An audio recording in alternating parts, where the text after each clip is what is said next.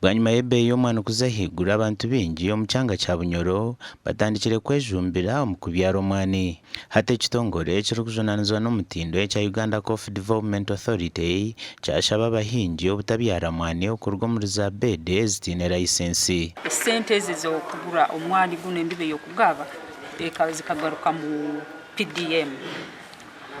Omulimi weena bwire bunakwetaaga kulima omwani tukumuhereza amagezi agende mu PDM niho asabe esente papasire ziri z'okulima z'okugula embibo y'okubyara ki omwani. Rosemary Mukonyezi oli omuhingisa mu Uganda Coffee Development Authority abwaho Yumana Kikuube yagamba ngu abukurwanisa endwara z'omwani nka todura omwani okutukura gukiri muto n'ezindi tibakyenda abahingi okubyara omwani gwa Elite. Kikoro kyona ekikwasirwa kiba nikimanyisa okiihe okiyokye obyaleho kindi. Ebi byabaho omuri kiiko n'abahingi b'omwani omuri Kigorobya abayeterera enduru ngu bashobangirirwe n'obukooko oburikuri omwani. Oburwaire bw'omwani bukwijja kati kano nikataawamu akawuka hagati hano akati kali nk'akanyiira kali nk'akantu kano kapima yada kali ekikyoli.